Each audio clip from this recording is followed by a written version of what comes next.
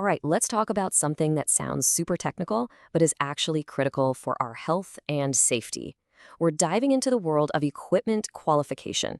In fields like pharmaceuticals or medical devices, you can't just plug in a new machine and hope for the best.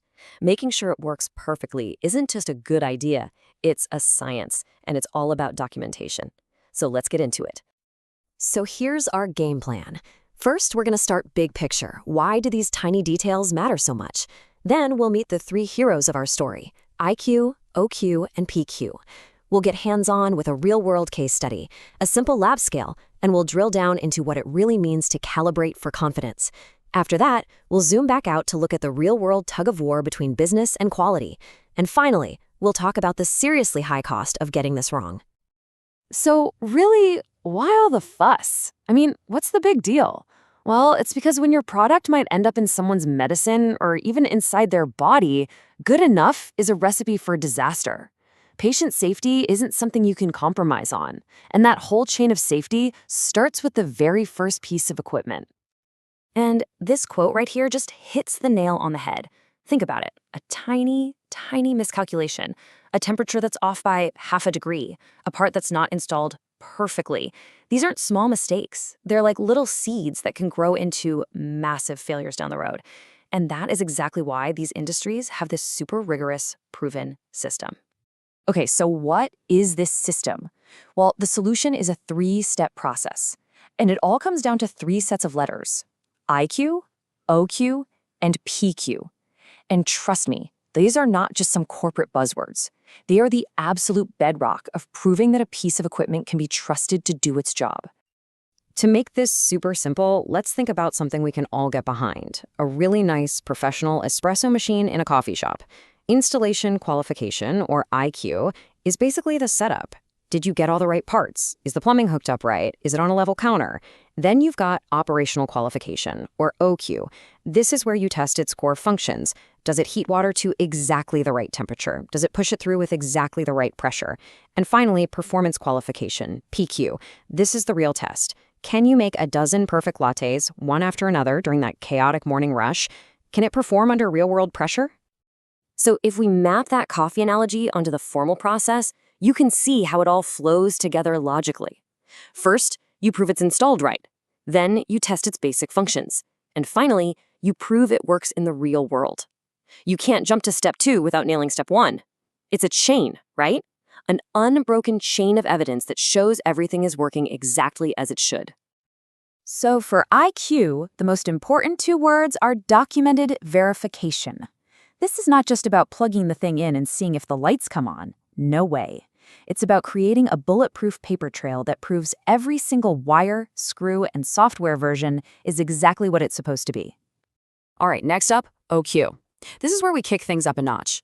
The really crucial part here is testing across its anticipated operating ranges. What's that mean? It means you have to push the equipment to its limits.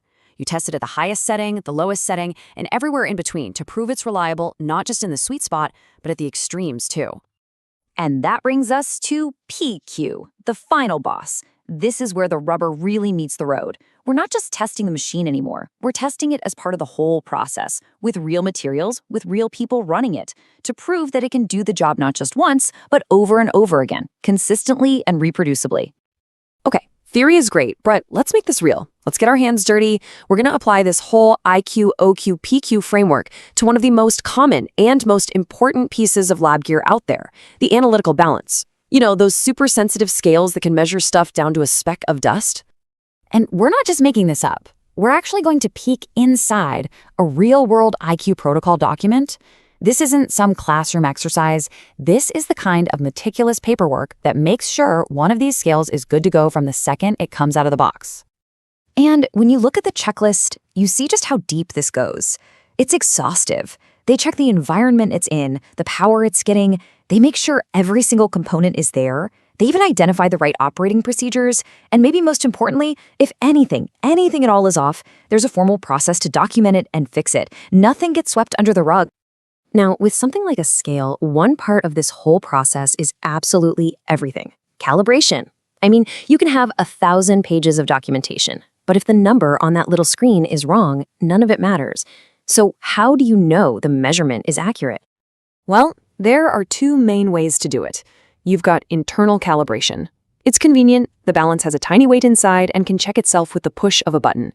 But that weight usually isn't certified, and it only tests one specific point. Then you've got external calibration. This is the gold standard. A trained technician uses a special set of certified weights to test the balance across its entire range.